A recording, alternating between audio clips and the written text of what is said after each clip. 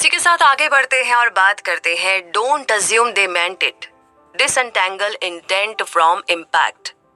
यानी कि कभी कभी कुछ बातचीत से किसी को चोट या शर्मिंदगी हो सकती है, लेकिन ये जरूरी नहीं है कि असर और इरादे एक दूसरे के साथ मेल खाते हो या समान हो।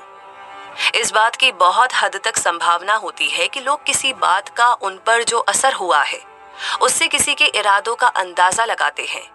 ये शायद ही सही है और इस बात पर विचार करने के आधार पर ये समझते हैं कि उस इंसान के इरादे खराब है। हम खुद के साथ ठीक इस बात से उल्टा करते हैं। हम ये मानते हैं कि हमारे इरादे सबसे अच्छे हैं। ये जानना भी जरूरी है कि इरादे सिर्फ अच्छे या बुरे नहीं होते हैं, वो अच्छे और बुरे दोनों का मिक्सचर भी होते हैं। कैसे? आइए जानते हैं इस कहानी से। लॉरी और लियो दोनों 2 साल से एक दूसरे के साथ है। वे दोनों एक पार्टी में थे। लॉरी दोबारा आइसक्रीम लेने जा रही थी, तब लियो ने उसे और ज्यादा आइसक्रीम नहीं खाने के लिए कहा। बाद में शाम को उन्होंने इस बात पर फिर से बातचीत की और लॉरी ने लियो को बताया कि उन्होंने लॉरी के साथ पार्टी में जैसा बर्ताव किया वो उसे बिल्कुल भी अच्छा नहीं लगा। लॉरी ने लियो से कहा कि उसे किसी पिता की तरह बर्ताव करने की कोई जरूरत नहीं है और ना ही उसे बताने की कि वो क्या कर सकती है और क्या नहीं कर सकती। अपने वजन को कंट्रोल में रखना लॉरी के लिए किसी स्ट्रगल से कम नहीं था और कोई उसे इस बारे में टोके तो उसे अच्छा नहीं लगता था। लियो ने उसे कहा कि वो तो सिर्फ उसे उसके डाइट प्लान पर अड़े रहने में हेल्प कर रहा था। लॉरी को फिर भी लगता है कि इसकी वजह से उसे लोगों के सामने शर्मिंदगी महसूस हुई थी। लियो आगे लॉरी को समझाता है कि अगर वो लॉरी को ज्यादा खाने से ना रोके तो वो खुद ही आकर लियो से शिकायत करती है और खुद की इच्छा से वह छोटी छोटी बातों पर बहस करती है। लियो ने लॉरी से जो कहा उस वजह से लॉरी को बहुत बुरा लगा था। उसका असर ये हुआ कि लॉरी ने अपने आप ऐसा मान लिया कि लियो के इरादे ही गलत थे, भले ही ये बात सही नहीं थी। लियो ये समझने के बजाय कि लॉरी अपने डाइट प्लान के साथ स्ट्रगल कर रही है और इसीलिए खुद का बचाव करती है, लियो ने मान लिया कि वो जानबूझकर झगड़े करने के लिए ऐसा करती है। जिस तरह से लॉरी उससे बात करती है उसे ऐसा लगता है कि उसके इरादे ही गलत थे। खुद का बचाव करना इंसान का स्वभाव है। ये जरूरी है कि हम दूसरों के मन को कैसा लग रहा है और उन्होंने जो कहा वो उन्होंने क्यों कहा इस बात को समझे और उनके इरादे ही गलत थे इसीलिए उन्होंने ऐसा कहा होगा। इस विचार को अपने दिमाग पर हावी ना होने दे। यहाँ पर भले ही दूसरे के शब्द दोनों को चोट पहुंचाते हैं, वे दूसरे इंसान की फीलिंग्स को ध्यान में रखकर सिचुएशन को समझने की कोशिश नहीं करते। उनकी खुद की फीलिंग्स उन्हें दूसरों के इरादे नापने तोलने पर मजबूर करती है। किसी के इरादों पर विचार करना और उनके इरादे पूरी तरह साफ थे या नहीं, ये बात देखना भी बहुत जरूरी है। वैसे यहाँ तक समझने के बाद में एक इम्पॉर्टेंट सवाल है कि भावनाओं को कंट्रोल में रखे या वे आपको अपने कंट्रोल में रखेगी। तो इसका जवाब ये है कि रिश्तों को सही और सुखी बनाए रखने के लिए अपनी भावनाओं यानी अपनी फीलिंग्स को बताना बेशक जरूरी है। ये सिर्फ पॉजिटिव फीलिंग्स के बारे में नहीं है, बल्कि कुछ नेगेटिव भावनाएं जैसे कि जलन, शर्मिंदगी, गुस्सा, निराशा, इन सब के बारे में भी है। तो उतना ही जरूरी है इन्हें संभालना भी।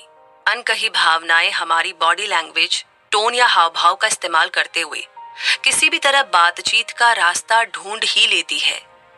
अनकही फीलिंग्स हमें दूसरों की बात सुनने में भी नाकाम कर सकती है। वो जो कह रहे हैं इस बात पर ध्यान देने की बजाय हम सिर्फ हमारे दिमाग में दबी हुई फीलिंग्स के बारे में सोचते रहते हैं और उन्हीं पर ध्यान देते हैं। हम जो महसूस कर रहे हैं वो सिर्फ बताना जरूरी नहीं है, बल्कि बताते समय हमें सहानुभूति और प्यार से बात करनी चाहिए। ये भी जरूरी है कि हमें पहले अपनी फीलिंग्स को समझना होगा और जानना होगा कि हम जैसा महसूस कर रहे हैं वो क्यों कर रहे हैं। सिर्फ उसके बाद ही हमें अपनी फीलिंग्स, अपनी भावनाएं बतानी चाहिए। तो आइए काम करते हैं। इसे और अच्छे से समझने के लिए हम इस कहानी पर गौर फरमाते हैं। कैथी एमा की एक दोस्त होने के साथ साथ उसकी सलाहकार भी है। एमा को पता चलता है कि कैथी ने एग्जीक्यूटिव टीम से कहा कि एमा प्रमोशन मिलने के काबिल और जिम्मेदार नहीं है। एमा को ऐसा महसूस होता है कि कैथी ने उसका भरोसा तोड़ा है। उसके दिल को चोट पहुंचती है और वह उससे नाराज हो जाती है। एमा खुद की काबिलियत पर शक करने लगती है और खुद से सवाल करने लगती है कि क्या सच में वो प्रमोशन पाने के लायक है या नहीं। बाद में जो हुआ उस पर दोनों के बीच बातचीत होती है। एमा कैथी को बताती है कि उसने पहले क्या सुना था। कैथी कहती है कि उसने ये नहीं कहा कि एमा को प्रमोशन नहीं देना चाहिए, बल्कि उसने ये कहा कि एमा का प्रमोशन काफी जल्दबाजी से हो रहा है। एमा कैथी को कहती है कि अगर ऐसी बात थी तो कैथी ने पहले आकर उससे बात करनी चाहिए थी, क्योंकि वह उसकी दोस्त है। वह कैथी को बताती है कि उसे लगता है कि कैथी ने उसके करियर को नुकसान पहुंचाने की कोशिश की है। कैथी ये मानने से इनकार कर देती है और कहती है कि उसने हमेशा से ही एमा का साथ दिया है और वो ऐसा नहीं सोचती कि एमा का प्रमोशन कभी ना हो। वह बस इतना चाहती है कि एमा का प्रमोशन सही समय पर हो।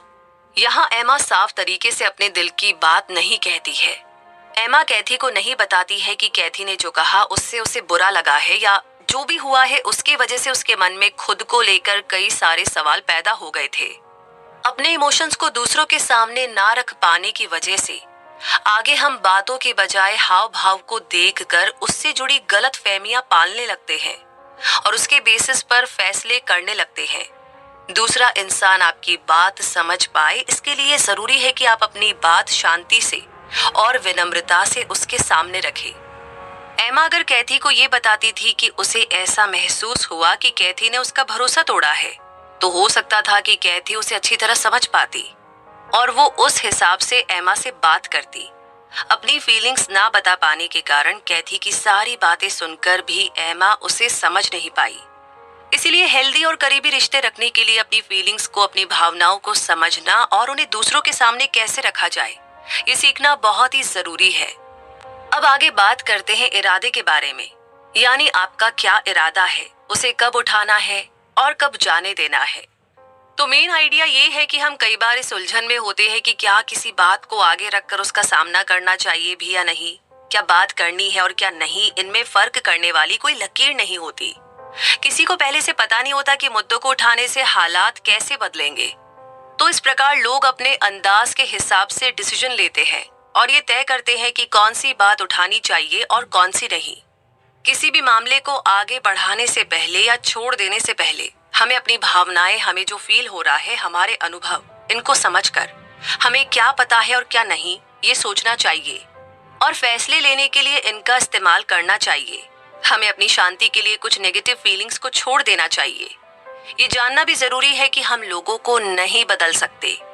तो आइए इसे और अच्छे से समझने के लिए हम इस कहानी के बारे में जानते हैं। एक आदमी ने डेविड के भाई को गोली मार दी, जिसने उसे मार डाला। उस इंसान पर गुस्सा होने के साथ साथ जिस जगह वो हादसा हुआ था, वहां अपने भाई के जाने के कारण वो अपने भाई से भी नाराज था। डेविड ट्रायल में शामिल नहीं हुआ। उसके मन में तरह तरह के विचार और भावनाएं चल रही थी। उसे लगा कि उसके भाई के साथ अन्याय हुआ है। उसका भाई उसे छोड़कर चला गया।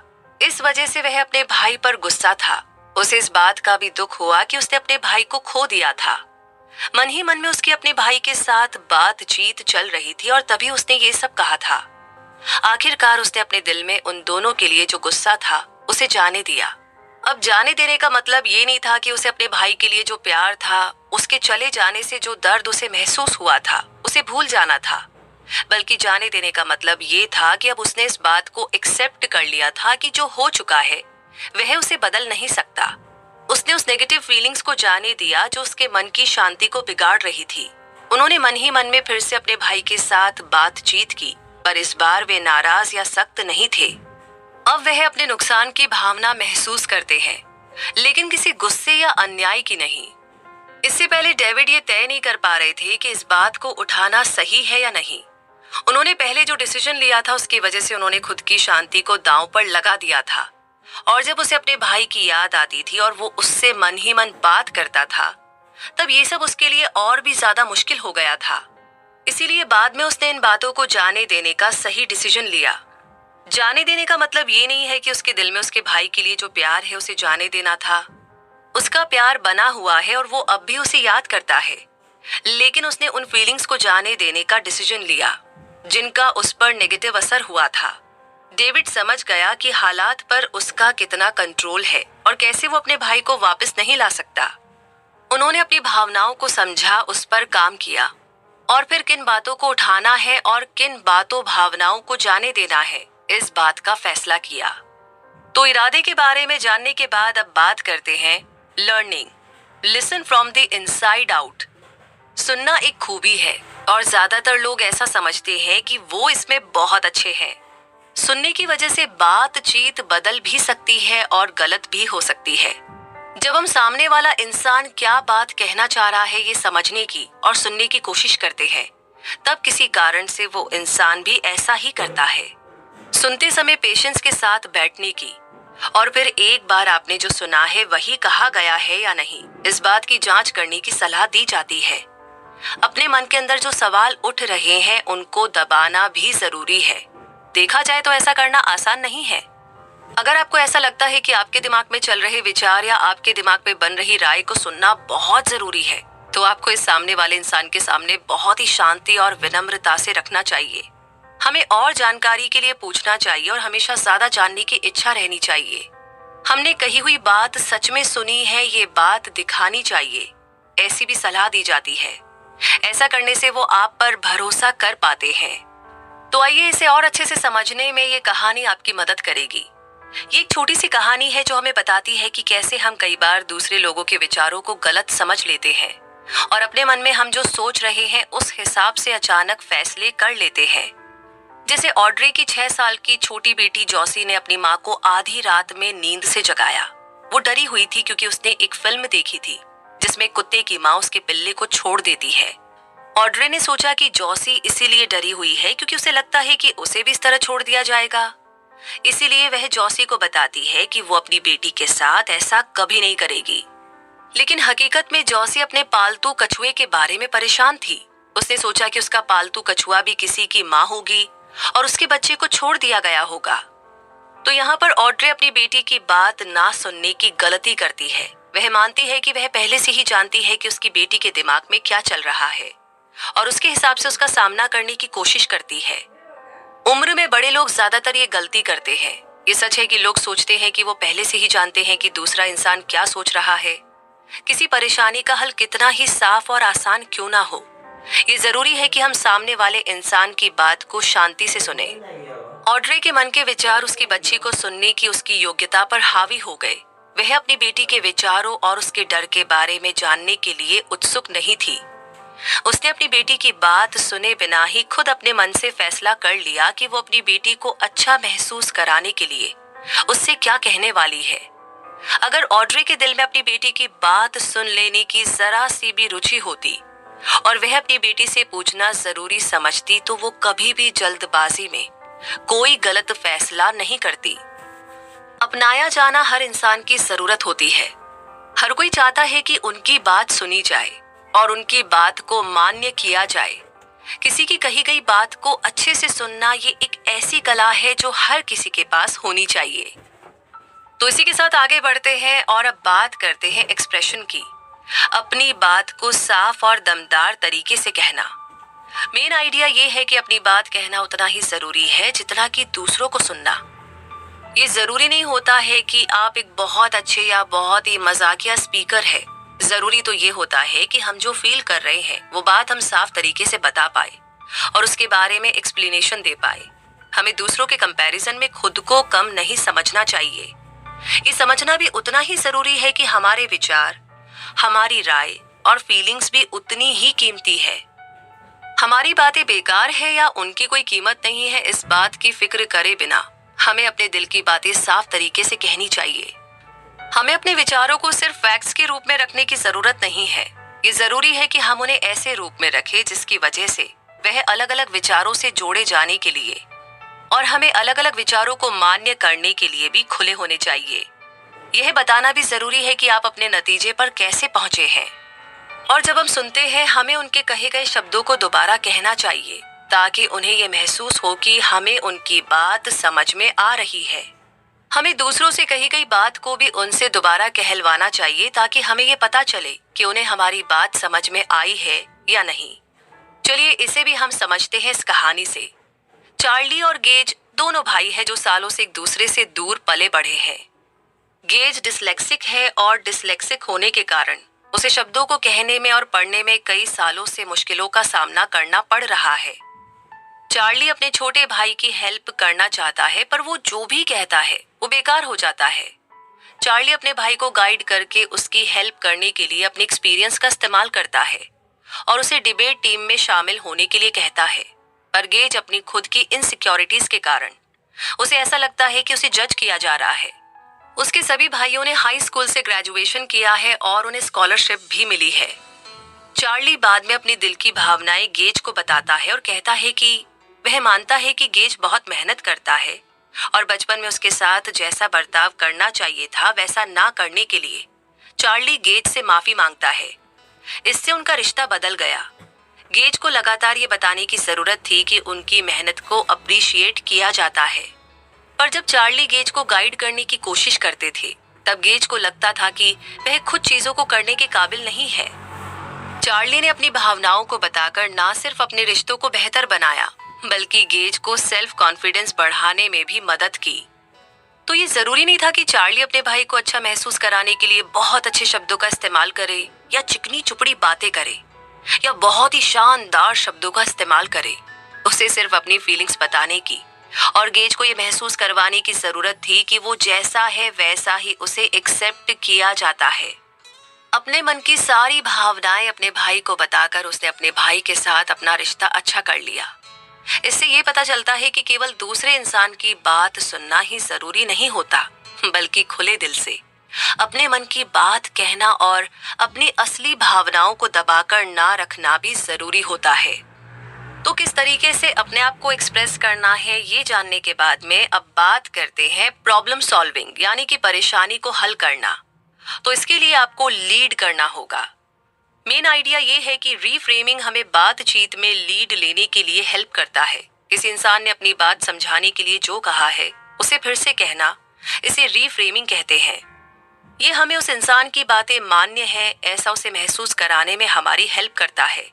इसके साथ ही हमें उनकी बातें सुननी चाहिए और उनके शब्दों का हमारी लैंग्वेज में मतलब समझते हुए ये तय करना चाहिए कि इससे आगे की बातचीत किस तरह आगे बढ़ेगी। ये दोनों ट्रिक्स बातचीत को लीड करती है जिसके बाद परेशानियों को हल किया जा सकता है। यहाँ पर दोनों की तरफ से कॉम्प्रोमाइज या समझौता करने की जरूरत होती है और दोनों का एक ही बात पर सहमत होना भी उतना ही जरूरी है। सलाह मांगी जानी चाहिए और मुश्किलों को हल करने के लिए समय परेशानी नहीं बनना चाहिए। चीजों को धीरे धीरे होने देना चाहिए। और इसके लिए क्या कहानी है आइए जानते हैं। लीड लेने के पीछे के विचार को समझने के लिए ये कहानी आपकी हेल्प करेगी। हरप्रीत और मोनिशा अलग अलग विचारों वाले कपल है और ये दोनों के बीच में हो रही बातचीत में अच्छी तरह से देखा जा सकता है।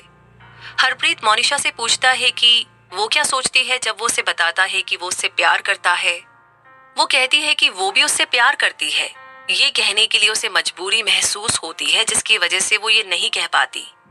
वो उससे कहती है कि वो जानता है कि वो उससे प्यार करती है। हरप्रीत को इस बात पर भरोसा नहीं होता है और वो उससे पूछता है कि उसे इस बात पर यकीन कैसे है कि उसे पता है। वह उसे बताती है कि वह उसके साथ है क्योंकि वह उससे प्यार करती है। मगर हरप्रीत के लिए इस बात की इतनी अहमियत नहीं थी क्योंकि उसने अपने माता पिता की शादी देखी थी और वे एक दूसरे से प्यार नहीं करते थे, फिर भी वे एक दूसरे के साथ रहते थे। मोनिशा का एक अलग अनुभव रहा है क्योंकि उसने अपने माता पिता को हर समय प्यार का इजहार करते देखा है। इस वजह से उसे शर्म आती थी। उसे लगता है कि प्यार सिर्फ बातों से नहीं बल्कि हमारे एक्शन के जरिए भी दिखाया जा सकता है। वो उसे बताती है कि उसके लिए दिल में दया होना, उसकी माँ की तबीयत खराब होने पर मोनिशा का उसके पास चले आना, ये दिखाता है कि वो उससे कितना प्यार करती है। तो अलग अलग विचार होने के बाद भी उनके बीच बहुत अच्छे से बातचीत होती है। दोनों ने एक दूसरे की बात अच्छे से सुनी। हरप्रीत ने मोनिशा की बात सुनने के लिए बहुत उत्सुकता दिखाई। ऐसा करने से होने वाले झगड़े से बचा जा सकता है। उसने मोनिशा की बात को अच्छे से समझा और बातचीत को सही राह दी थी। और इसी के साथ हम भी पहुंच गए हैं इस समरी के कंक्लूजन तक, यानी कि मुद्दा मामला बिल्कुल सिंपल है। इस समरी में आपने सीखा कि बातचीत को कैसे सुलझाया जाए और उनका सामना कैसे किया जाए। आपने सीखा कि आप जो महसूस कर रहे हैं उन बातों को कैसे बताया जाए और कब उन बातों को ना बताया जाए। आपने सुनने की जरूरत, बात करने की जरूरत और बात कब करनी है इस बात का फैसला करने की जरूरत, इसे भी सीखा। हमेशा ये मानने की कोशिश करें कि दूसरे इंसान को बातचीत करने के तरीकों का पूरी तरह से पता नहीं है और इस तरह आप बातचीत को सही रास्ता दिखाया करें। आपने दूसरे की बात को सुना गया है और उनकी बातों को मान्य किया गया है। ऐसा उन्हें महसूस करवाना कितना जरूरी है, ये भी सीखा। हमेशा दूसरे इंसान की बात को सुने, उनकी बात सुने बिना ही कोई फैसला ना करे। दूसरों की बात को समझा गया है, ये बात उन्हें बताना इतना जरूरी क्यों है, ये भी आपने सीखा। आप ये समझ चुके हैं कि अपनी खुद की राय को कम या गलत नहीं समझना चाहिए और जो आपको सही लगता है उस बात पर भरोसा करना चाहिए। इस समरी में आपने शांति से मुश्किल और ना टाले जाने वाली बातचीत को कैसे किया जाए और छोटी मोटी बहस से कैसे बचा जाए, ये सीखा। आपने आपके मन के विचारों को काबू में करना सीखा। आपने ये भी सीखा कि आप उन विचारों को इस रूप में कैसे बदले कि जिससे वो आपको सामने वाले इंसान की नजरों में भरोसे के लायक बना सके। सही राह में जाने के लिए अगर आपको सही दिशा मिले तो डरिए मत। हमेशा याद रखिए कि पहले परेशानी को सुने, फिर डिसीजन ले और उसके बाद उसका सलूशन निकाले। अपने रिश्तों को बेहतर बनाने के लिए खुद पर भरोसा रखें और दूसरों को भी समझे और फिर देखिए कि बाकी सब कैसे अपने आप ठीक हो जाता है। और इसी बढ़िया सी लाइन के साथ कि कम्युनिकेशन से यानी कि बातचीत करने से इतना कुछ ठीक हो जाता है तो लाइफ में कितनी शांति होगी, क्योंकि बाकी सब तो हम कर ही लेंगे, पहले ये तो सॉल्व हो जाए। तो चलिए, इसी के साथ समरी तो यहीं पर कंप्लीट होती है। इस समरी के बारे में आपकी क्या राय है, कमेंट बॉक्स में लिख के जरूर शेयर करें। कौन सी कहानी बहुत अच्छी लगी, किस कहानी ने आपको एक नया इंसाइट दिया कि अक्सर आप भी ऐसा करते हैं बात करते टाइम कि कोई कह रहा होता है और हमारे दिमाग में अलग ही कहानी चल रही होती है, राइट? जो भी है, प्लीज अपना एक्सपीरियंस हमारे साथ जरूर शेयर करें। साथ ही आगे किस बारे में जानना चाहते हैं वो भी बता दीजिए लगे हाथ। और अपना ढेर सारा प्यार हमेशा की तरह यूं ही देते रहिए गूगल प्ले में रिव्यूज देकर। और आप कह रहे हैं कि रूबी बहुत सारी और भी बातें हैं जो हम गीगल को बताना चाहते हैं, सजेशन है, आइडियाज है, धांसू आइडिया है।